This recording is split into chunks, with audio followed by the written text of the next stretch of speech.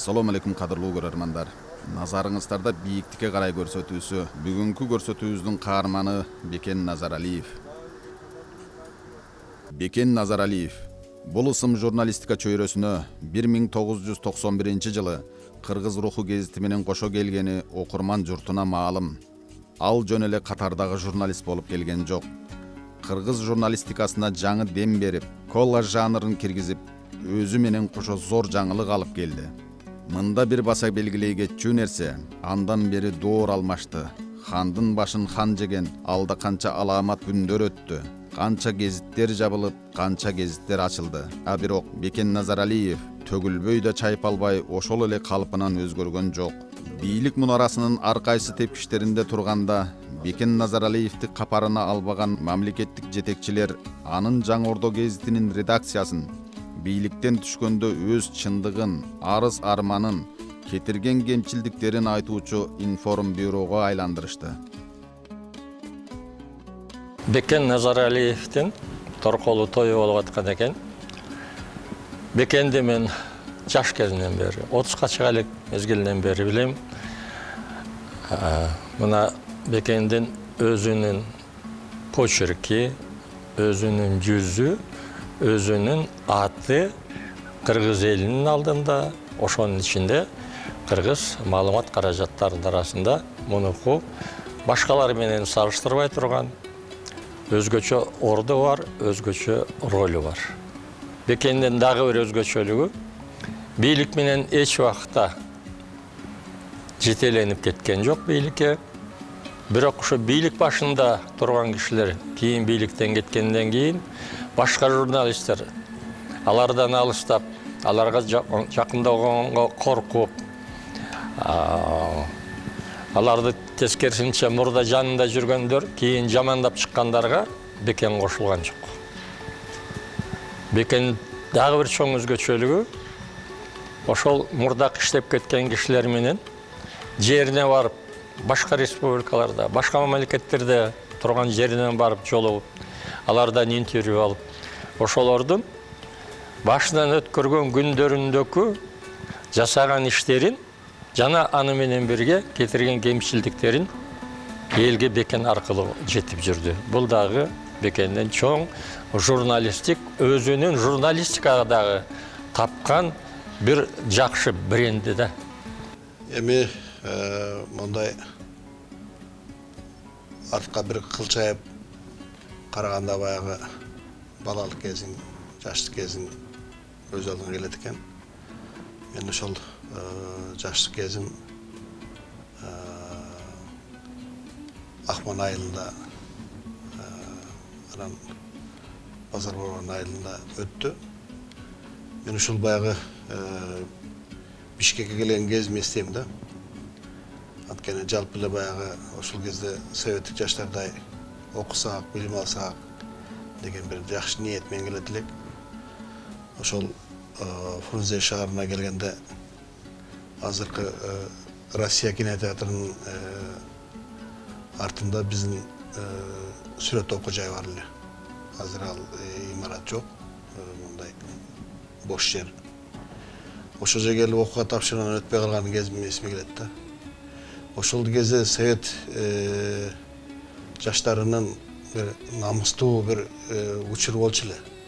Окууга өтпөй калган бир аябай бир уяттуу, бир жаман бир нерсени жасагандай болуп, андай ошо окууга өтпөй калганда анда Жалал-Абадка чейин поезд менен кетчү элек. Поезд менен барып ошол таң атпай айылга чейин эми эрте барат да. Эрте менен автобус менен келип ошо биздин Акмандын Жаңы Акман деген жагында каналдын боюна түшүп чара элекей бир чемоданым бар эле. Ошону көтөрүп алып барып колхоздун жүгөрүнүн арасында кечке чейин ошол жерде отургам да. Ушул күндүзү барсам ошо окуудан кулап калды дегенди угуп баары эле ушул айыл жапырт эле мени шылдыңдай тургандай болуп бир чемоданда отуруп алып уктап кетем. Эми ысык да, эми өзүң билесиң ба, жүгөрүнүн арасы кандай ысык болот. Анан караңгы киргенде ошодон кезерип кечке чейин отурдум да. Анан үйгө бардым. ошо караң киргенде. Андан кийин баягы армияга барып келгенден кийин кайрадан ошол сүрөт окуучайына тапшырып, өтүп, ошол сүрөт окуучайында окуп жүргөндө эле менде бир мындай адабиятка болгон бир кызыгуу болот эле. Ушул жазуучу акындарды көргөндө, анткени биз сабактан чыккандан кийин ошо Держинка менен ылдый түшүп кетет элек да. Ошол кезде баягы кыргыз адабиятынын классиги Алтыкомбаев, Кооперативдер ошол жерде баягы колдоруна таяктарын илип алып, жай басып, ошол Держинка менен ылдый кетет эле да. Биз эми студент балдар ошо алдынан түшүп, кайра кайтып келип туруп, ошолорду баягы бир көрүп коелучу депчи. Эми ошол азыр ойлосок, ошол биздин баягы классиктер, Кооператив, сүрөт өнөрүнүн баягы классиги, Алтыкомбаевдар, Чыңгыз Айтматовдор, Чокморовдор, кыскасы азыр баягы көбүнүн көзү өтүп кеткен биздин атактуу адамдарыбыздын баары ошол Держинка бульварында жүрөт эле да. Сүрөтчүлүккө караганда азыр адабият көбүрөөк тартып кетти да. Бул эми баягы немеле, ошо мени окуткан мугалимдер да айтат, сенден бир жакшы бир сүрөтчүнү күттүк элек, сен журналист болуп кеттиң, жазуучу болуп кеттиң деген немени тамашалап айтып калышат мугалимдер. Бекен экөөбүз бир жылда, бир күндө кичине кошуп айтып коеюн, бир убакытта төрөлгөнбүз. Экөөбүз дайым 10-59 деп жүрөбүз. Бул көктүгү менен, тактыгы менен жасайм деген ишин аягына чыгарып, ушундай бир абдан эмгекчил, анан чынчыл инсан катары мен жакшы билем. Мен ошол сапатын абдан баалаймын. Бир убакытта, бир жылда 60га чыгып отурабыз. Кудай ошону кут кылсын. Бир жагы тилиң бурулуп бурулбайт экен, канчага чыктың десе. Экинчи жагы сыймыктуу экен. 60га чыгып ушундай чоң эмгектерди жараткан, ушундай ийгиликтерди жараткан. Мен Бекенге ийгиликти каалайм мындан аркы. Кудай ден соолук берсин, анан узун өмүр берсин, көпкө жашасын. Ошол жашоонун ичинде жакшы чыгармачылык ийгиликтерди жаратсын. Бекен Назаралиев жөнүндө замандаштарынын пикирин жыйнап жүрүп, биз Бекболот Талгарбековдун бир сөзүнө көңүл бөлдүк. Ал айтат: Бекен Назаралиев мамлекеттик кызматтарда иштебесе да, мен аны мыкты мамлекеттик ишмер катары баалайт элем деп. Албетте, ал өзүнүн 30 жылдык калем кармаган өмүрүндө 30 жыл бою түшпөй мамлекеттик үлкөн кызматтарда иштеп келаткан кээ бир мамлекеттик жетекчилерге караганда, мамлекетке алда канча жогору кызмат өтөгөнүн коомчулук жакшы билет. Бекен Назаралиев өзүнүн кесибине өтө олуттуу, жоопкерчиликтүү мамиле кылган инсан да. Ала мындай бир жөнөкөй эле бир чуулгандуу материалдардын аркасынан чыкпайт. Бүрүлөрдү мисалы үчүн жектеп, же ушундай ашыра чаап, мактап мындай жок да. Бекен Назаралиев бул өзүнүн баягы колун коомдун, мамлекеттин, элдин күрөө тамырына коюп турган журналист инсан деп айтар элем да. Мына ушул өңүттөн алганда, мына Бекен Назаралиев мамлекеттик кызматта иштебесе дагы, мен Бекен Назаралиевди ири мамлекеттик ишмер деп тааныйм. Анан ушул жерден да бир айта кетүүчү нерсе, мына Бекен Назаралиев учурунда Кыргызстандын биринчи президенти Асаркаевка барып маяк алып келди. Учурунда Кыргызстандын экинчи президенти Кормонбек Бакиевке барып маяк алып келди. Мына ошол маяктер коомчулукта абдан чоң кызыгууну жаратты да. Себеби дегенде Бекен Назаралиев аларды барып мактап жактап келген жок. Же болбосо аларды бир каралап келген жок. Ал ошолордун чындыгын чагылдырып келди да. Бекен бул өзүнүн өмүрүн, жашоосун, тагдырын баарын журналистикага арнап койгон, журналистиканын дыйканы деп айтса болот да. Ушунчалык Бекендей мындай бир журналистика, кыргыз журналистикасына эмгек сиңген адамдар чанда. ошол бекен канчалык кыйынчылык болсо дагы, канчалык оор болсо дагы, канчалык башка элдерге жагабы жакпайбы, сындаган элдерге жагабы жакпайбы, бийликке жагабы жакпайбы, аны эч качан ошол нерсе аны кызыктыра эмес да. Ал өзүнүн чындыгын, өзүнүн жан дүйнөсүндөгү чындыгын эч качан жалтанбастан, майтарылбастан айтып келген чынчыл журналист деп айтсам болот да. Эми азыркы кезде ошо журналистика боюнча ар кандай ойлор өтүп жүрөт да. Журналистикада деген эң негизги тайына турган нерсеси чындык менен акыйкат, калыстык болуш керек да.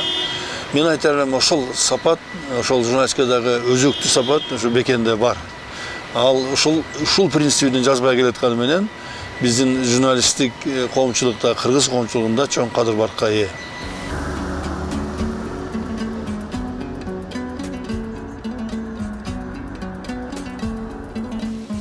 Мен ушул Базар Оргондун борборундагы Жоморт Бөкөнбаев атындагы мектеп-интернатта окугамын. Ошол кезден бери бир топ өзгөрүүлөр болуп тур. Мурунку спорт тайынчасынын ордуна жаңы типтеги 2 кабат, 3 кабаттуу имарат салынып тур. Ал эми ошол биздин жаштыгыбызды, балалыгыбызды эске туткан мына ушул жатакана калып тур да. Ушул жатаканада биз жашап чоңойдук. Ушул Жоморт Бөкөнбаев атындагы мектеп-интернатында мен 10 жыл билим алдым да. Бул мектеп-интернатында бардык шарт бар эле да окугангач. Кааласаң спорт менен машык, кааласаң баягы кружокторго катыш. Ошол мезгилде абдан баягы балдарга шарт түзүп берет эле да. Бул мектептен кыргыз элине белгилүү атактуу инсандар бир тобу чыкты. Анан биздин мектеп көбүнчө жазгы мен азыр эсиме келип атканы могул Өлмөскөн Атабекова 16 кыз деген баягы комсомолдук бригадасы бар. Ошол жерде биздин баягы пахта эгилгенден баштап пахта терилгенге чейин ошол жумуштарды кылат элек да. Ошол Базар Оргондун атагын чыгарган 16 кыздын баягы кара жумуштарын биз кылат элек чындачы. Ушундай баягы балалыктын эскере турган эң орчундуу учурлары ушул мектепте калган да. Бекен Назаралиевдин классташы болом. Классташы болгондо да өзгөчө классташы болобуз деп эсептесек болот. Себеби биз экөөбүз 10 жыл Базар Оргон районундагы Жоморт Бөкөнбаев атындагы школ-интернатты бүткөнбүз и 10 жыл бир партада отурганбыз. Өзгөчөлүгүбүздүн бир себеби бул кишинин аты дагы атасынын аты да Сапарбай, апасынын аты Пайыз. Менин да атамдын аты Сапарбай, апамдын аты Пайыз. Биз окуп жүргөндө эле Бекен өзү негизгиче өзгөчө бала болчу.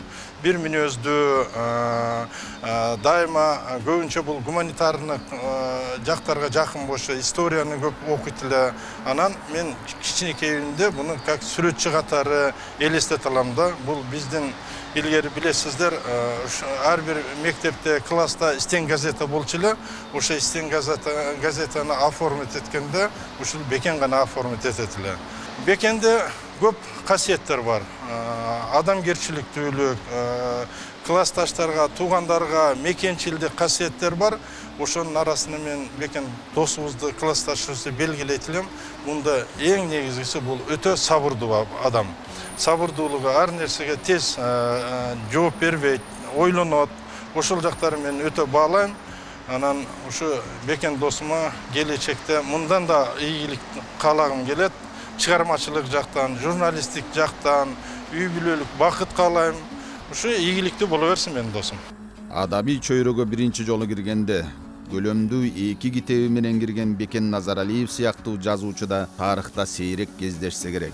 Топтолуп ырчы толгон кез, топондон арзан болгон кез, келгин ырчы толгон кез, кебектен арзан болгон кез деп Бекназар акын өз заманында айткандай, ар ким оюна келгенди жаза берип, кыргыз адабиятынын тарпын чыгарган мезгилде Бекен Назаралиевдин Кун, Баткен туткуну деген көлөмдүү 2 китебинде камтылган аңгеме, повесть, тарыхый романдары какшып жаткан чөлдү каптап нөшөр өткөндөй, кара жамгыр төккөндөй бир жашартып өткөнүнө мезгил сыны баа берип келет.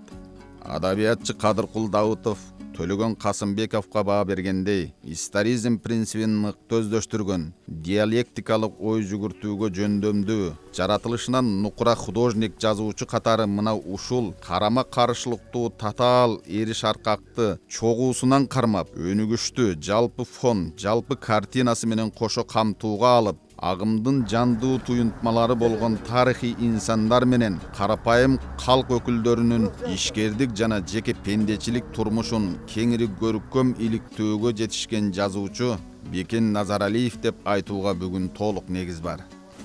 Бекен Назаралиев биринчи биз аны журналист катары тааныдык да, жазган макалаларынан абдан курч мындай маселе коюп жазат, ушак жазбайт. Стили дайыма токтоо, анан терең жазат да. Мына бир убактарда жалаңылы ушак жазып, кичинекей шиленкенин ордундай жерге бирөө жөнүндө жаман бирдемени жазып койсо, элдин баары ошону окуп, анан кыргыз журналистикасынын стили таптакыр кыйрап кетпедиби? Мен мисалы үчүн мындай карайм, Советтер Союзу убагында чындап эле журналистиканын стили, публицистикалык стиль калыптанган болчу да, жакшы эле болчу. Анан кийин мына Советтер Союзу кыйрагандайын ар ким ар кандай жаза берип, атайлап сүйлөмдү буруп жазып, инверсия жасап, анан ушак жазып, газетага жазылган маалыматтардын составы дагы, стили дагы, формасы дагы бузулуп чаңтак болгон чыгып кетти да. Муну желтая пресса деп атпайбы, тиги орустарда ошондой сары прессабы ушундай нерсе пайда болуп кетти. Мына ошол илдеттен аман калган журналисттин эң башында ушу Бекен турат. Эч качан ошол стилин бузган жок, буруп жиберген жок. Кайта журналистиканы бир жанр менен байытты. Бул коллаж жасады.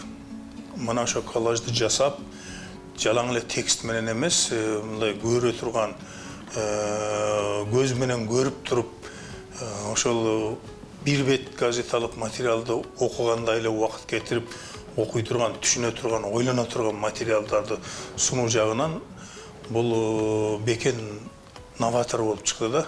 Анан эле бир күнү жаркатып эле романдарды жазып, повесттерди жазып чыга келди. Мен эми ушу Бекендин эл окубаган чыгармаларын да окуган кишимин да. Ошо кичинекейинде эле, бала кезинде эле сүрөтчүлүктү деле, журналистиканы деле, анан жазуучулукту деле бирге алып келаткан экен өзү. Бирок жазуучулук жагын эч кимге айтпаптыр да, эмнегедир. Мына аңгемелери бар. Мисалы Акмойнок деген аңгемеси бар. Бир ит жөнүндөгү аңгеме. Бирок ошол аңгемени жазып отуруп, Акманды өзүнчө эле бир космос. Акман деген айылды өзүнчө эле бир дүйнө. Анан кийин кыргыздын менталитети, улуттук менталитет, ошонун баардыгын ачып берген да. Кичинекей эле ошол аңгемеде ошончолук терең мазмун бар. Мына азыр гезиттен көп нерсе жок. Мен окуган кез ушул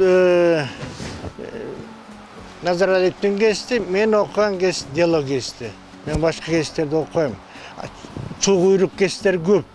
Бирөөдү атайлап, жамандап, акчалып, жанын багып, дардайып жүргөндөр андан көп. Бирок ошонун арасында ийилбеген, майышпаган, өзүнүн позициясында турган бир гана мен Бекенди билем. Анан экинчи жагы бул мыкты жазуучу. Ушунга чейин көп кишилер билбейт бунун жазуучу экенин. Менин бир повестти мага берди, окуп көрөсүзбү деп. С удовольствием окудум мен. Кээде ушундай да, башын баштаганда жакшы кабыл албасаң, сен илең салаң окуйсуң.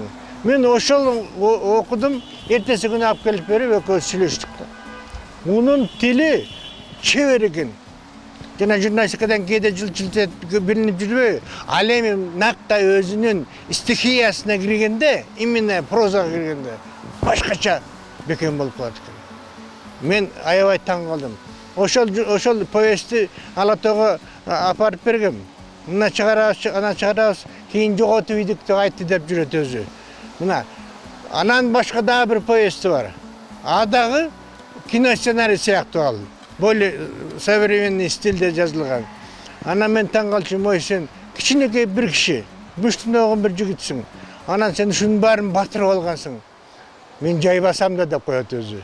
Шындығында эле жай басып, жаңағы өзінің оқығанын, білгенін дағы тереңдетіп тұрады да адам өзі өсмейінше болбайды. Мысалы, мына жақында эле бұл Қоқонға барып, Қоқондағы китептердің, eski российский китептердің барын аткесерт етіп келіп тұр. Мен көріп алып таң қалдым. Кейбіреуін оқығам, кейбіреуін дерлік көйін оқып тұрмын. Бұл ошоны оқып, Қоқонның тұрмышындағы сыңған қылыштың сүреттеліші қандай? Ушуға чейин кирип кетет да. Бұл эмне деген баягы жеткен интеллектуалда. Буну сүрөтчү десең да жарашат. Кино тартам деп жүрөт. Кино тартканга жанагы российский изимпоздордун китептерин бүт барын аткесерт етіп оқып жүрөт. Мага мен де окудум ушунун артынан. Мына бул изденген, мезгилин талабына жооп берген челик, андан да ашык кийинки муунга калтыра турган чоң маданиятты сактап келатат, ошону өнүктүрүп келатат. Бекенди көптөн бери билем. Анан кийин кээде тамашалап баягы акмандыктар арасында мен эткенди айтып калам. Бу акмандан көп кишилер чыкты. Бир топ эле мыкты жигиттер чыкты. Барын чогулуп келип ушу Бекенге жетпейсиңер го депчи. Себеби айта турган Бекен чын эле ошондой. Биринчиден бул сүрөттү да мыкты тартат. Эгер журналист болбосо, же болбосо жазуучу болом деп ниетпесе, саясатка кирбесе, мындан чоң бир сүрөтчү чыкмак. Анан экинчиден өмүр бою ошол мынау журналистикада иштеп жүрдү. Анан журналистикадагы эрдиги бул Чеченистанга чейин барып, Оғаныстанга чейин барып, каалаган баягы өзгөчө баткен окуяларында, ушул кездерде баягы маджахаттерге чейин барып, ошолор менен сүйлөшүп, кадимкидей баягы эмнелердин уюгуна чейин барып, кирип, ошолордун өзү менен сүйлөшүп, баягы маектешип чыккан балдардан да. Менче журналистикада, кыргыз журналистикасында мындай Бекендей ошондой бир эрдиги бар. Журналист мен жеке менин көз карашымда мен билбейм башка. Мындай деле болбосо керек. Мына Чеченистанга барып кимдер менен гана сүйлөшпөйдү. Анан дагы бир эрдиги бул болгондой туурасын да айтат да. Анан негизинен мына Акаевтен баштап, Бакиевтен баштап, ошолорго баарын айтып жүрдү. Ой, мындай болуп баратат, андай болуп баратат деп. Жок эле дегенде ошо Бекендин 2-3 бир сөзүн угуп койгондо, ошолор өздөрү да жанагындай кырдаалга кабылбайт беле депчи.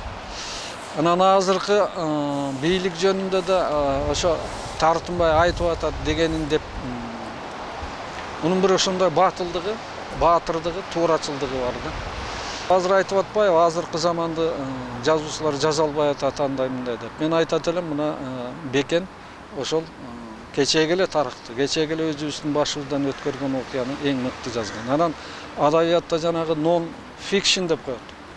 Азыр дүйнөдө ошол жанр абдан популярдуу болуп атат. Башкача айтканда, ойдон чыгарылбаган чыгарма деп. Бекендин жанагы баткен окуясына байланыштуу романы дагы дал ошондой. Ал жерде ойдон чыгарылган эч неме жок, өз көзү менен көргөн, өз көзү менен байкаган, билген окуяларын жазып. Анан ушул романдары жалпы чыгармачылыгы менимче азыркы эң алдыңкы эле романдардын бири деп айтса болот да. Бекена я знаю с художественного училища, когда он поступил. Я сам закончил в 1979 году. Академии художеств в Санкт-Петербурге. Потом приехал, начал работать преподавателем спецдисциплин в художественном училище. И, по-моему, в 1982 году Бекен поступил в художественное училище. Самое интересное, это же после школы было. Самое интересное, что я почувствовал, что у него есть внутренний стержень. Если бы он продолжил бы обучение, закончил бы художественное училище, закончил, потом поехал бы дальше в Москве или в Санкт-Петербурге, учился бы, то с него получился бы прекрасный художник. Но он выбрал чуть-чуть другое, потом поступил в университет, на филфак, стал журналистом. Вот я говорю, что у него внутренний стержень, это вот молодой абсолютно парень, который приехал в Айданле, как мы все, учиться. Я почувствовал этот стержень, что любая профессия, которую он выбрал бы, он бы был бы в любом случае одним из первых. Если бы он пошел бы по стезе художника, то с него получился бы великолепный художник. Сейчас он великолепный, прогрессивный журналист, который пишет на очень болезненные для многих темы. И вот в этом он весь Бекен. Хандан бектен залимден калтарып жаздым айтпаган, оозунан чыккан сөз үчүн ок келатсак айтпаган, көкөтөй кеттин арындан, көкөңдүн көзү куулардын көзүнө тийген чагылган, өлбөсүн көкөм балли деп өксүгү барлар жалынган. Исмайыл Борончиевдин мына ушул көкөтөйдү сүрөттөөсү бүгүн Бекен Назаралиевке да дал келип турат. Хандан бектен залимден калтарып жаздым айтпаган, оозунан чыккан сөз үчүн ок келатсак айтпаган азыркы учурдун көкөтөйү мына ушул Бекен Назаралиев деп айтсак жаңылышпайбыз. Бекен Назаралиев мына быйыл 60-ка чыкты. Быйыл 60-ка чыкты да. Бул жигит кыргыз журналистикасына, кыргыз саясатына, бул журналист болгондо бул жанагындай саясий журналистика болуп атат да. Ошого жанагындай политический фотоколлаж деген саясий фотоколлаж, фотоколлаждын түрлөрү болот. Бул саясий фотоколлаж, саясий деген бул жетекчилерди, президентти, премьер-министрлерди ошого киргизип, анан кийин фотоколлаж деген, коллаж деген бул жана көркөм чыгармачылык иш да. Бул мисалы тетиги илгерки сюжеттерден, балким античный адабияттан алган сюжеттерди алып туруп, жанагындай эмелерди, сүрөттөрдү, тартылган сүрөттөрдү, жанагы гениальный сүрөтчүлөрдүн сүрөттөрүн айтып атам да, жанагы эпоха возрождения деген ошол сүрөттү алып туруп, ошого чаптап туруп, анан кийин берчиде ошол укмуштай таасир эткен бизге, биздин коомго. Андай жок болчу Кыргызда. Кыргыз руху деген газет ошол жылдарда эң мыкты газетке айланган да, эң мыкты ушу коллаж менен айланган да. Ошонун баарын уюштурган менен Бекен Назаралиев. Кийин ошол эмеден тайган жок бул жигит. Канча эме алмашты, канча эме болду, мына азыр көрсөк газеттерде, көп газеттерде коллаж бар. Бирок ошонун башатында, ошонун үлгүсү катары Бекен Назаралиев турган. Кийин криминал деген газет уюштурду бул, криминал. Ал газет 2-3 сан чыккандан кийин жаап салды. Министерство юстициядан эме комиссия по нравам деген чыга калып, ошол жа болбойт, мындай болбойт деп криминал деген нактан ошо бийликтин жасаган, ана азыр коррупция деген сөз анда көп түшүнүксүз болчу, ал сөз көп колдончу эмес.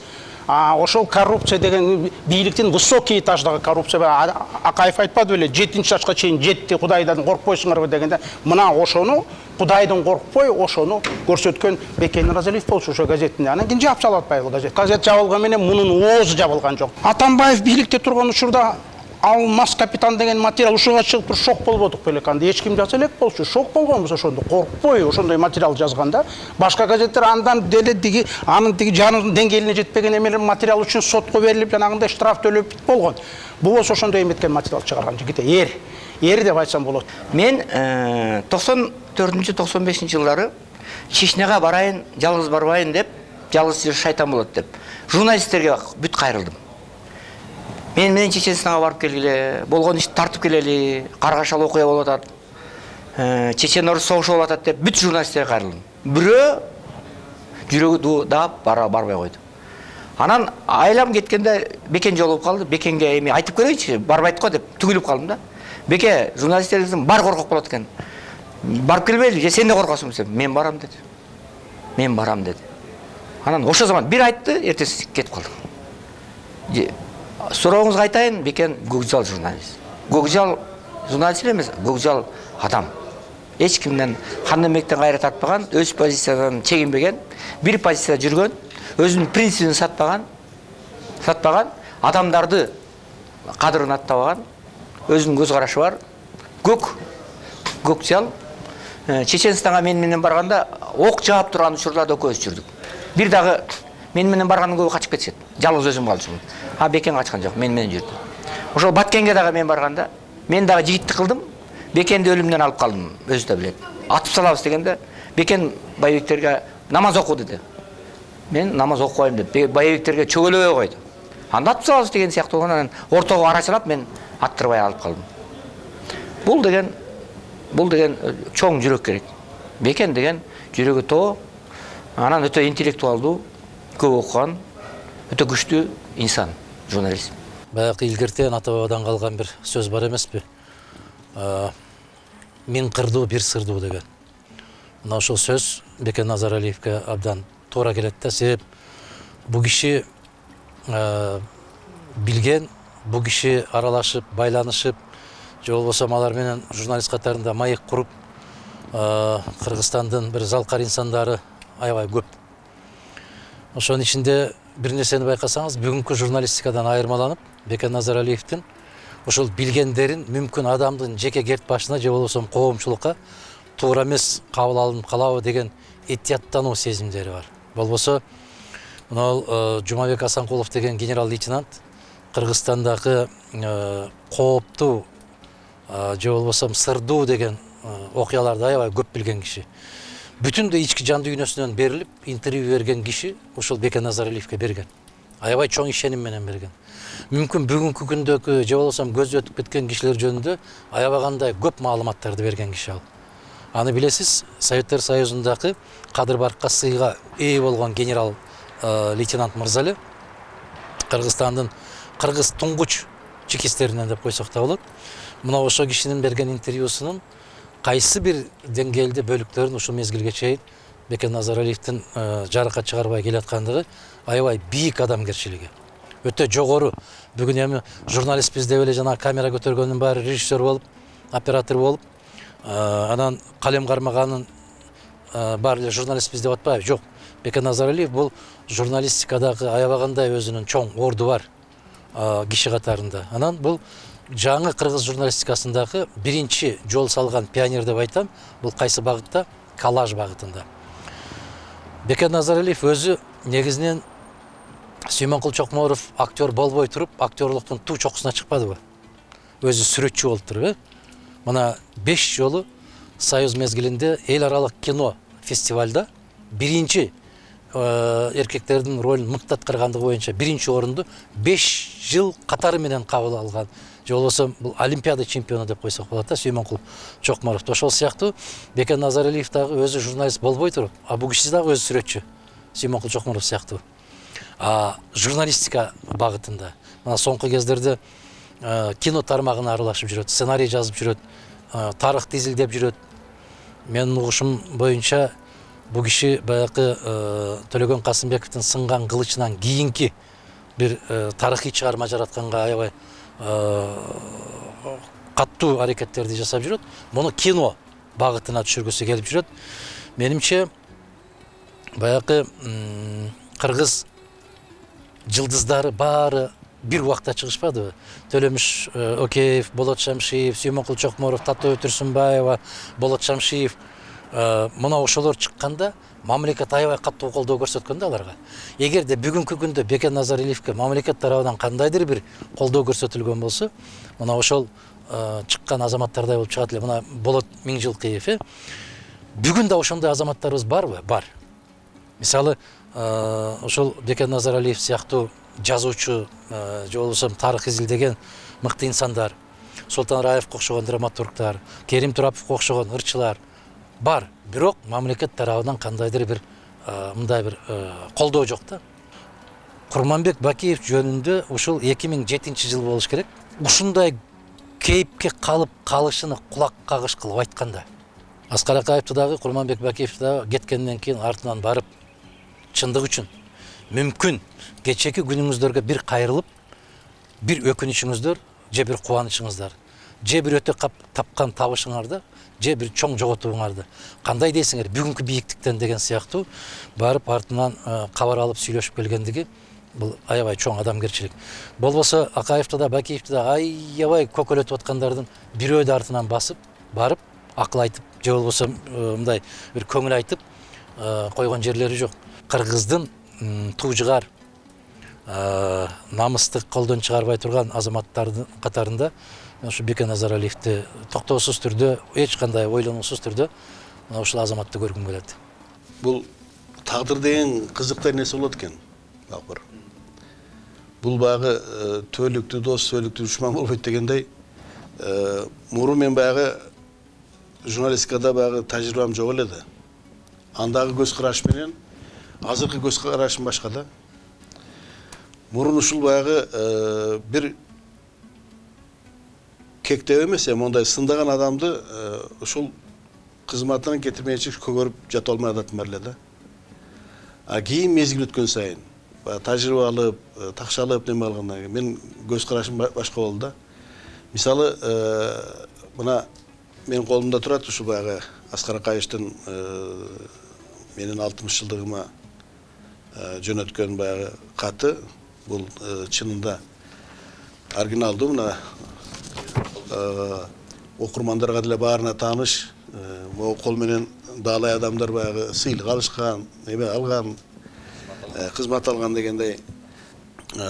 Ушул Акаевдин каты менин өзүм сындап жүргөн. Анан Бакиевдин каты да келди. Ушул менин баягы неме болуп таң калыштуу. Анткени анын деле баягы 2008 жылы сындап мени мындай жектегендей болуп жүрбөдүбү. Анан бул журналистикада мезгил өткөн сайын баягы чачың канча ага көбөйсө тажрыйба ошончо болот экен. Дүйнөгө болгон чыгармачылыкка, күнүмдүк турмушка болгон баягы көз карашым башка болот экен да. Мындай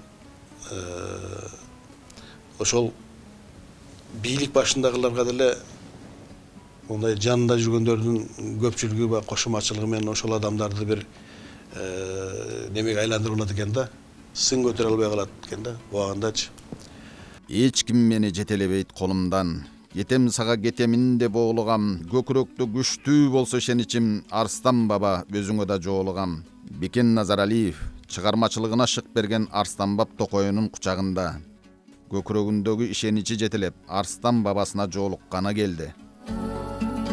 Ошоған Куран соң ушул жерде жаткан Арстанбап атабыздын рухуна, ушул жерде коюлган ушу кыргыздын чыгаан уулдарынын рухтарына багышталып, Амин Раббана атина фид дүйнө хасанатан ва фил хасанатан азобанна.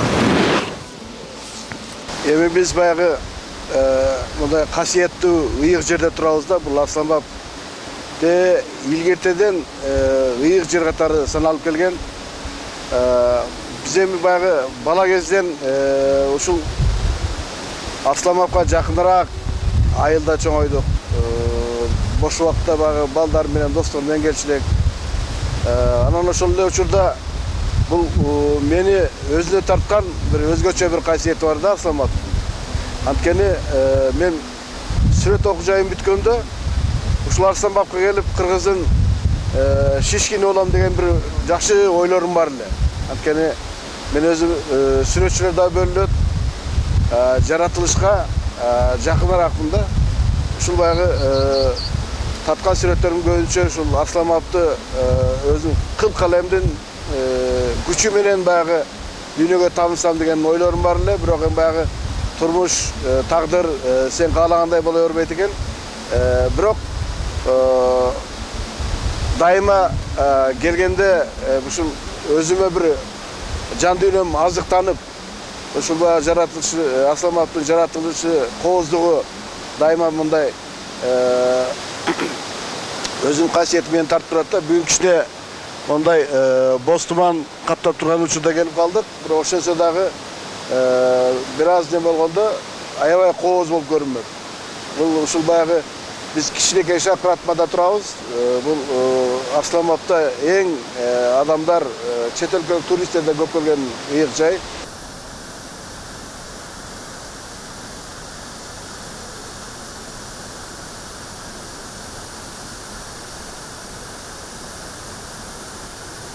Muna özüňörge belgili bolgondoy 3 bilikti başынан ötközüp 4-nçü biliktin mezgilinde iştep atat. Eң негизгиси ушул редакциясын, ушул басылмасын кармап келатат. Менин таң калганым, муну өзгөчө касиетте белгилегениmin себеби, өзүңөр билесиңер, гезит бул өтө эле мындай адамга пайда деле берип, мындай гезит чыгаруу менен өзүнүн жанын багып, үй бүлөсүн багып, ошондон бир пайда көргөндөр аз эле. Тескерисинче гезит өтө мындай бир чыгымды пайда кылган гезит. Кээ бирлер пайда табат убактылуу. Анткени алар жалаң буйрук менен иштейт. Карап отурат, ал коомчулукта, мамлекетте эмне болуп атканына анча деле көңүл бурбайт, кимдир бирөөлөрдүн буйругун аткарат. Жок. Бекендин бир касиети гезитти гезиттей кылып чыгарып отурду. Маалымат каражаттарынын ичинде ушу жаңы Ордо эмне үчүн ушул мезгилге чейин Жаңы Ордо деген аты менен келе жатат дегенде, ушул ээси Бекендин өзүнчө бир мүнөзү, өзүнчө бир принципиалдуулугунда, өзүнчө бир мындай чыгармачылык дараметине өтө байланышканда. Ошон үчүн мен айтат элем, Бекен абдан сабырдуу, абдан принципиалдуу, анан кийин өтө эле мындай жулуна бербеген, нар жак бер жакка. Анан өтө эле мындай бир пайда таап алайын деп кууланып, көрүнгөн эшикти түрткүлөп, ошондон күнүмдүк пайдасын издебеген. Анан ошол эле мезгилде ушул гезити аркылуу көйгөйдү, Кыргызстандагы болуп аткан көйгөйдү, өзүнүн эле эмес, жалпы мамлекеттин ичинде болгон нерсени колунан келишинче элге, коомчулукка тартылап отурган бирден бир чыгармачыл адам. Bir жолдоштор менен отурсам, Бекен келип калды. Анан тиги жолдош болом айтып калды. Ушу жанагы Бекен деген энеңиз болушу болот, тааныбай жүрөсүз. Ушу газетасын жаап чыгышты, алып чыгышты газетасын деп. Ушу жана бийликти сындайт деген менен муну оозун жаап коюш керек, газетасын жок кылып коюш керек дегенге бийлик барыптыр да. Анан ошондо Акаевдин жана пресс катчысы болуп Ильяс Бекболот деген жигит иштечи. Анан мен ага телефон чалып, ай, Ильяс, дүйнөсүндө демократия, Аскар Акаев сөз демократия деп атса, силер биягынан газеттерди жаап атсаңар. Сен секретарь болуп атсаң, кандай бул? Десем айтып калды, байке телефону жок сүйлөшөрүңчү деп. Анан бардым, барып эметсем айтып калды, ошо таржымалы ушул экен да, жанагы сынайт, үй бүлөнү сынайт, андай мындай, ошо негизи эле. Эмне шылтоосун башка менен шылтоо менен жабышканда. Анан эми мен колуман келбейт. Өзүнө жолугуп айттым, эмне кылабыз эми десем айтып калды, билбейм. Мен газетте жок кылган, жок болот көрүнүп калды деп. Анан сага эмне керек бир жардам десем айтып, компьютер болсо. Анан ошондон үйдөгү компьютерди, принтерди, тиги сканерди, бүт бардыгын бердим. Бүт бардыгын алып кетти. Анан ошо жабылып калган газетаны анан ошого жаңы деп ат кошуп, мурда Ордо болчу да. Жаңы Ордо деп ошондон кайтып уганып кетти да. Анан эми бир чоң нерсе бар да, ошо Бекендин бир абдан бир жакшы жерин ошону түшүндүм. Ошо Аскар Акаевич канчалык ушу Бекенди куугунтуктап дейм, кысасын айтканда, куугунтуктап газетин жаптырып, ушундай кылган күндө дагы Аскар Акаевичтин башына иш түшкөндө ушу Москвага барып, Аскар Акаевич менен жолугуп интервью алып келди. Мен үчүн Бекен өзүнүн доорунун, өзүнүн элинин, өзүнүн ушу эгемен Кыргызстандын чыныгы мекенчил уулу. Эмне үчүн дегенде Бекенди мен 20 жылдан ашык билем. Бекендин ушул 4-чү бийликке же болбосо ушул гезитке байланганына 20 жылдан ашып эгемендүүлүк менен тең да 30 жылга жакындап баратат. Мамлекетибиз жаңы төрөлгөндөн баштап ошондон берки азап тозокко Бекендин гезитин окусаң, Бекен аралашып жүргөндөй сезесиң. Значит, чыгармачыл адам ушул өлкөбүздө болуп аткан нерсеге жан дүйнөсү менен аралашкан адам, ал мекенчил адам. Президенттер качып кетти. Бекен артынан барды. Акаевка да барды, Бакиевке да барды. Ушу качып жүргөн абалыңыз боюнча, мурдагы боюнча өкүнбөйсүз деген суроолорду берди. Беке накта кыргыздын патриоту. Газеттин атын окуганда Котчубай мына чындыкты айтып атат. Экөөбүз эле эмес, башка кишилер да окуп атат деген себеп менен кичине жеңдеп барат экенсиң. Бекен аканы мен 2005 жылдан бери тааныйм. Бүгүнкү күндөгү ушу журналисттердин ичинен аксакал деп койсок болот. Өзүнүн позициясын тайбаган ушул Кыргызстан үчүн, Кыргызстан оңолсо деген ойдо көптөгөн бийлик башчыларга жаман көрүнүп түз сөздү айтып жүргөн журналисттердин бири. Мындай кишилер аз деп койсом болот да, деги эле жок деп койсок болот. Себеби журналисттер дагы албетте бул эми акыркы убактарда бүт эле кожоюндардан иштеп калбадыбы. А Бекен аке өзүнө өзү кожоюн. Мага жакканы ушул, бул кишинин андан кийин ушул түз жүргөн, бетиңе айткан чындыкты. Мен ушул бир маселе боюнча бир мен жакшы агам жөнүндө кат жазган экен, барып сурандым да. Бекен аке десем, эмнени сурансаң суран, ушуну суранбагы. Себеби материалдар бар. Мен муну айткан сөзүмдү кайра оңдой албаймын. Бул ушундай иш деп отуруп материалдарды көрсөтүп, ошондо көрдүм Бекен акенин папкасында бардыгын тактап текшермейинче маалымат чыгарбасын дагы түшүндүм. Ошондон Бекен акеге мен кааларым бекемден соолук, калеми курчуй берсин. Кыргызда алма сабагынан алыс түшпөйт деген сөз бар эмеспи?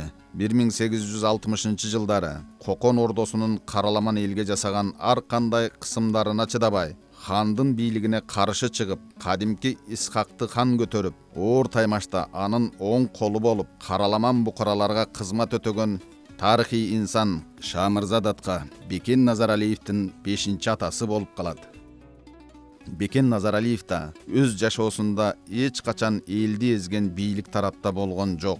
Дайыма эл тарапта, акыйкат тарапта, чындык тарапта болуп, элге ак кызмат өтөп келет. Мен Бекендин мындай ата теги жөнүндө айта кетким келет да. Мисалы үчүн мына бүгүнкү кыргыздардын тарыхында Шамырза жөнүндө өтө чоң маалыматтар бар. Шамырза Бекендин 5-чи атасы да. Ошо Шамырзанын 4 аялдан тараган 4 аялы болгон. Бир аялынан мен, бир аялынан мына Бекен, бир аялынан кадимки депутат Өмүрбек Текебаев, ошогон адамдар жаралганбыз да коомдо.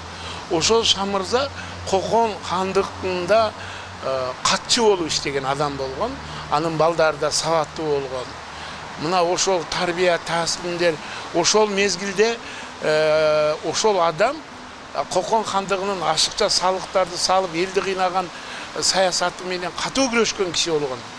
Ки мен ойлойм, муну ошо ген жүрүп отуруп, бүгүн алардын чеберелеринде биз ошолорго киребиз, ошолорунда дагы кайталанды го деп ойлойм. Анан мына Бекен бүгүн тарыхый чыгармаларды жаза баштады.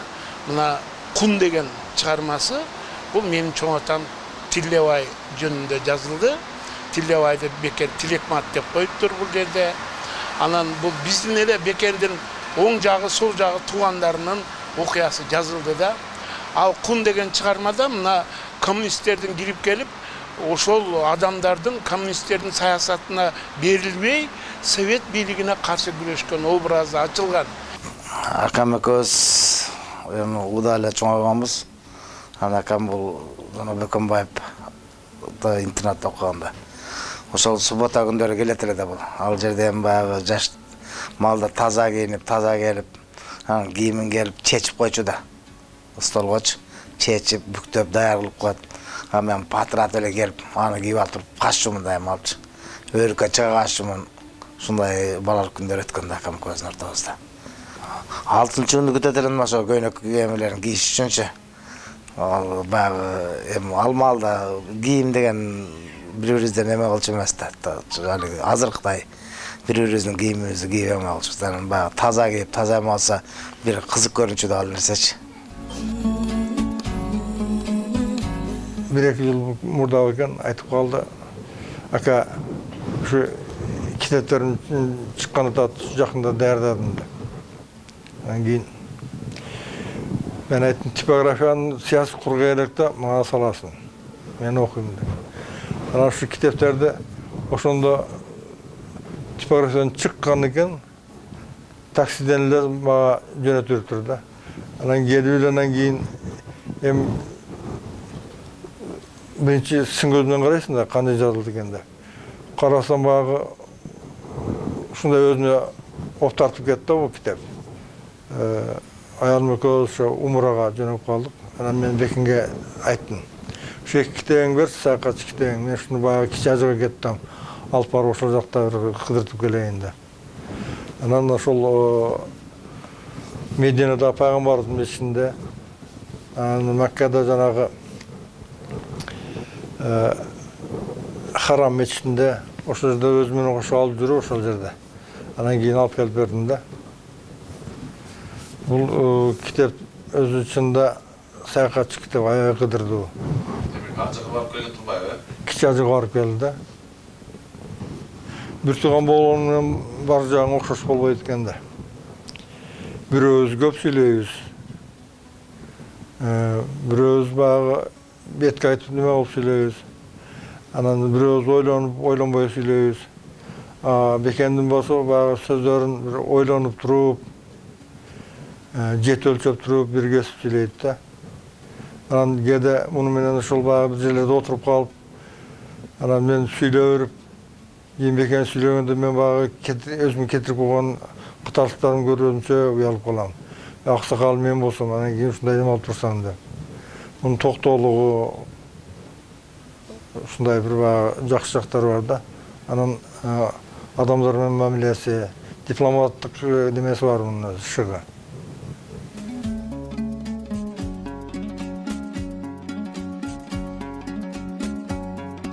Ар бир адамдын туулган жери Мисир деп коет да. Мына ошол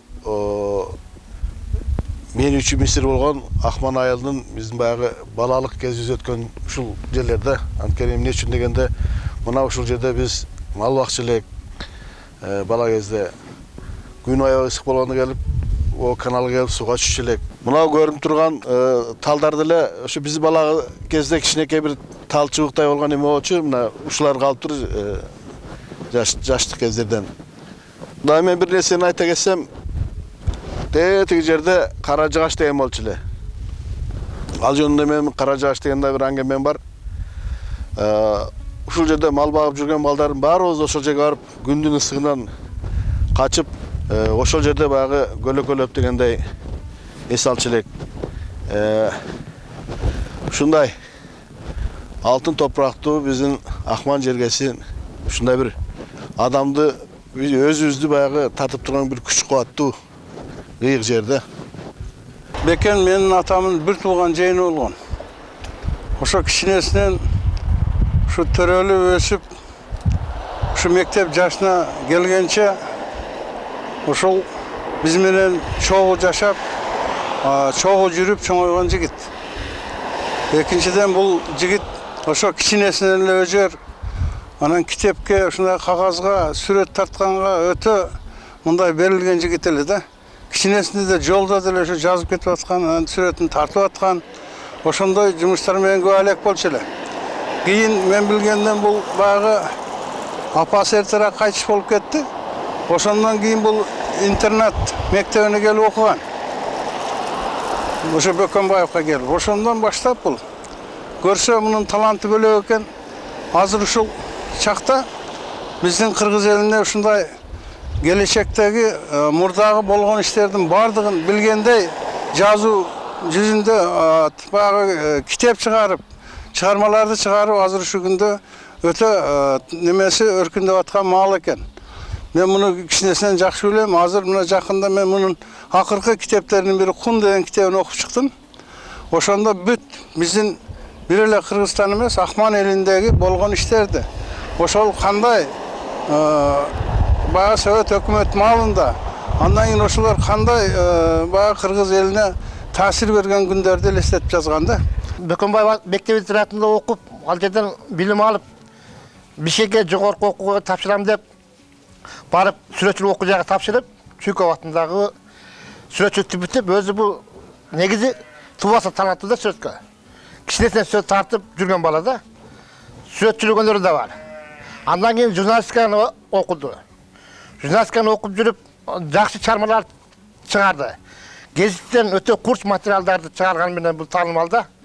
Айрыкча муну Баткен окуясында сакалжандар басып келгенде, ошол жерде ошолор менен аралашып жүрүп, ошолор менен барып сүйлөшкөнгө чейин барган адам бул. Бул ушулар дегенде биз чындыгында таң беребиз да. Кун деген чыгармасында бул биздин айылда болуп өткөн адамдар жөнүндө жазылган. Ал адамдардын кээ бирлери азыр дагы бар биздин айылдарда жашап атышат. Бул турмушта болгон чындыкты жазган. Эми ал жерде союз доорунда биз жашап жүрүп, биздин психологиябыз ошого туура келип калгандыктан жанакы басмачы андай мындай дейбиз. Бирок кийин түшүндүк биз, ал биздин абаларыбыз басмачы болгону менен алар кыргыз элинин өз карандылыгын коруого чыккан патриоттор экен деп ошол чыгарманы окугандан кийин бизде да ушундай ойлор болуп калды. Саясий кутумдуктун курмандыгы болгон улуу инсан Исхак Разаков Кыргызстандан куулуп Москвага кетеринде боорун жерге төшөп, жеренени бекем кучактап, мен сага кыянаттык кылган жокмун ата журт, менден катаалык кетсе кечир деп ыйлаган экен. Алланын буйругу менен анын сөөгү канча мезгил өткөн соң кайра Кыргызстанга алынып келинип коюлду. Демек, чындап Исхак Разаков ата журтуна ак кызмат өтөгөн. Ошондуктан ата журту анын сөөгүн өз бооруна тартып алды. Ал эми ошол тарыхый миссиянын аткарылышына себепчи болуп, идеянын башында турган инсан Бекен Назаралиев болгонун коомчулук билер бекен. Курманбек Салиевич менен Бекендин аябагандай жакшынакай бир мамилеси болгон, ачыгын айтыш керек. Бирок Курманбек Салиевичти биринчи жолу өтө бир курч, жанакындай бир сындап жазган ошол мезгилде мына Бекен өзү болгон. Ушундай бир элдин алдында ак иштеп, түз жүрүп, анан ушул пенсияга чыкканда Максимдин балдарын, неберелериңизди, Мараттын балдарын жетелеп, ушу Бишкектин көчөлөрүндө эркин басышыңызды каалайм деп, ошол эң күркүрөп турган мезгилде ошондой бир макаласын ачык жазып чыккан. Исхак Разаковду ушунчалык баягы сүйгөн, даңазалган раматылык Рабия Менсеитова деген эже бар. Ошо Рабия Менсеитова эже Бекенди ушунчалык жакшы көрчү. Мына ошол Рабия Менсеитованын үйүндө отурган мезгилде ошол Рабия эже өз айткан. Исхак Разаковдун сөөгүн алып келели деп демилгени көтөртүп, менин оозум менен тиги Акаевка айттырган ушул Бекен уулум. Анан кийин эле мына биз айттык, биз маселени көтөрдүк деп авторлор, анын демилгечилери көбөйүп кетти. Бирок ошонун башында мына Бекен өзү турат. Бекен болбогондо мен барып туруп Акаевка кирип, Исхак Разаковдун сөөгүн Кыргызстанга алып келиш керек деген ушул сөздү мен айта албайт болчумун, айтпайт болчумун. Мына ошонун баардыгын мына Бекен демилгелеген. Мен Бекендин ошол оюн, тилегин ошол Акаевка айтып, анан Акаев өзүнүн баягы саясий кызыкчылыгын дагы ойлоду, башканда ойлоду дагы. Анан кийин Исхак Разаковдун сөөгү ошондон кийин Кыргызстанга келген деп раматылык мына Рабия Менсеитова эже өзү ошо көзүнү жашылдантып туруп айтып бергени бүгүнкүдөй эсинде да. Кыргыз рухунда башкы редактор орун басары иштеп турганда Бекен майке мага чалып калды. Рабия Менсеитова деген эже бар. Разаковдун учурунда ошол мамлекеттик телекомпаниясынын президенти болуп иштеген. Ошо менен келейин деп. Анан кийин менин кабинетиме келишти. Ал эже ошол Разаковдун акыркы жолукканын айтып, ыйлады. Бир эпизодду айтып берди. Москвада Разаковдун үйүнө таап бардым дейт. Барсам жалгыз экен дейт. Анан нам менен эле чай ичип отуруптур дейт. Анан могу булочканы алсаңар, жаңы чыккан булочка алсаңар деп ошону улам берип атты дейт. Анан сүйлөшүп, анан сыртка барып, дүкөндөн кетип баратып карасам, ошо булочка эң арзан булочка экен деп айтып, анан жашып ыйлап, Анан биз кат жазып, ошондогу биринчи президент Аскар Акаевичке катты киргизип, ал колдоп, атайын комиссия түзүлүп, анан кыргыздын улуу инсанынын акыркы кереези орундалып, аягында өзү келип кыргыздын топурагында буйруп, бүт мамлекет башчысын кандай акыркы сапарга узатуу керек болсо, ошондой эгемен мамлекеттин акыркы аза зыйнаты менен жерге берилди. Бул жерде Бекен Байкенин демилгесин, эмгегин айтпай кетсең, анда калыстык болбой калат. Бекен Байке деген бул журналисттердин бул корифеи. Мындай журналисттер бир кылымда бир жол жаралат деп мен толук жеңиштүү айта алам да. Бул кишинин эмне үчүн айтып атам? Бул кишинин баягы кээ бир журналисттер бар эмес, акча кызыгып кетчи, андай бир материалдык эмелер кызыгып кетип, бир заказдар аткаргандар көп да. А Бекен Байке бул өзү мындай жүрөгүнөн чыккан, баягы чындыкты издеп, чындыкты жазып, баягы мындай тартынбаган бир эр жүрөктүгү бар да. Кыргыз журналистикасын калыптандырган эң негизги журналисттердин бири катары келет. Бул киши журналист эмес, бул киши баягы өзүнүн позициясы, туруктуулугу, бекемдиги менен баягы кыргыз журналистикасында бир өзгөчө бир журналисттердин катмарын түздү деп айтсак болот да, ошол катманын башында турду деп айтсак болот. Бул киши мына мен бул киши менен тааныш сүйлөшүп калганыма 30 жылдан ашык убакыт өттү. Ошол жылдан 30 жылдан бери биз бир мамиле кылып жүрөбүз, айланып жүрөбүз. Бул кишинин бир топ кыргызстанда бийлик алмашты, бир топ революциялар болду. Бул киши чыныгы журналист катары канчалык бийлик алмашканына карай позициясы ошол боюнча келет. Бекен агай менен мен көп жылдан бери агайыны бир туугандай жакшы мамиледе жүрөбүз. Дайыма ал кишиден үлгү ала турган, жакшы адамдык сапаттарын ала турган, анын касиеттери, адамгерчилик сапаттары өтө жогору деп ойлойм да. Акаевдин учурунда биз Султан Раев анда кыргыз рухунда редактор болчу. Анан кээде ушул Султан Раев бир жака кеткенде Бекен Назаралиев экөөбүздү катуу неме кылып койчу. Бирок ага карабай, кээ бир учурда мындай бир бийликти сынга алган материалдар чыгып кетип, андан кийин ал келгенден кийин чоң бир териштирүүлөр башталып эле жатып калчу. Аны бир Султан Раев өз дагы айткан жери бар экен, ушул чыйкан болуп кээде ушундай болуп калат деген. Анан кийинки мезгилде биз ошол мезгилде кыргыз рухунан кетүүгө аргасыз болуп, анан Криминал деген гезит ачканбыз. Бекен Назаралиев,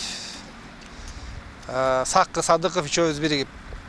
Ал биринчи санында эле ушул бийлик башчылары аралашкан чоң бир коррупциялык курулуш ишиндеги моралдык бир нерселерге сыйбаган иштерди жасаган жөнүндө материалдар чыгып, абдан бир ызы чуу жараткан. Ошондо соттоп бир 2 сандан өткөрбөй ал гезитти жаап салган, бирок ага карабай Бекен Назаралиев Ордо деген гезит ачып, андан кийин Жаңы Ордо болуп, ошо беттеген жагынан кайра тартпай дагы эле ушул журналистикада Кыргызстандын коомчулугунун кызыкчылыгы үчүн эмгектенип келет да. Бул ошол мүнөздөн бир кандайдыр бир тоскоолдук болуп, аны артка тартканга карабай, бул баары бир алдыга умтулган, өзүнүн максатын бербеген, өзүнүн максатынан тайбаган бир эр жүрөк жигит дейбиз да. Негизинен баягы атанын орду атада үйдө. Эненин орду эне. Мен энедей мамиле кылсам, бул атадай мамиле кылат. Ошон үчүн азыр балдарыбызды мен эч качан тиңдей мындай тескери жакка басты дебейм. Жакшы. Кызым Ширин азыр ошо туризм жакта иштеп атпайбы? Международный эл аралык университетте эл аралык эмени бүткөн. Андан кийин юридическийди бүттү. Азыр турмушка чыкты. Күйөө балам таможня жагында иштейт. Өзү ошо туризм министрлигинде иштеп жүрөт. Уулум болсо Иса азыр 26-га чыгып иштеп жүрөт. Азырынча үйлөнө элек. Мен жакында Кудай буйрса той беребиз го деп отурабыз. Бир неберем бар. Неберем 3,5 жашка чыгып калды. Ошол. Мен эми бул Бекен жөнүндө айтсам, бул мүнөзү негизинен мындайынан карасак, аябай өжөрдө. Кой деген сайын кайра күчөгөн. Баягы Баткен согушунда деле мага жөн эле тиги Ошко барып келейин, командировкага барып келем деп Баткен согушунда жүрүптүр. Аны мен кийин билип калдым. сүрөттөрүнө карап. Андан кийин дагы бир жолу баягы мен жөнөтпөйм да тияка бияка барам деп. Андан кийин Чечняга кетип калыптыр. Автомат кармап алып ошол жерде жүргөн сүрөттөрүн көрүп калып, анда дагы. Анан эмнеге мага айтпайсың десем, сен мен кетсем капа болосуң. Сенин эмеңди карап атпайм ден соолугуңду. Ошон үчүн айтпай атам. Журналист деген ушундай болуш керек. Анан үйдө отуруп алып эле жөн эле бирдемени чиймелеп жазып койгон болбойт да. Көргөн жерден жазыш керек. Ошо факты менен жазыш керек. Мен ошондо эметем. Мен журналист болом деп өзүм кесип максат кылгам. Ошо максатымды аткарып келатам. Деп мына ушул убакка чейин ушул журналистика кесиби менен келатат. Андан кийин жазган жанагы китептери бул Баткен туткуну менен жана Кунду чыгарды. Бирок мындан башка да азыр аябай көп китептери, таптайыр китептер турат. Анан кийин айтам да, сен жаза эле бересиң. Мына 60ка чыгып калдың. Эми буларды чыгарып койсоң кийин балдарыңа деле, тиги Кыргызстандагы элдер деле окуганга бир эмени чыгарбайсыңбы? Деп ошентип атып, араң ушу 2 китебин чыгарттырдым. Мына үйлөнгөнүзгө 35 жыл болду. Ошондо мен окудум эле, ошондон бери чыкпай жүрүп, мына эми чыгып атат. Өзү негизи ушу китебичи могу Куну. А Баткен туткун болсо, кийин баягы Баткен кобалагың болду го. Ошондо өзү катышып, өзү жүрүп, ошентип жүрүп анан кийин муну эметип келиптир. Жазып келди.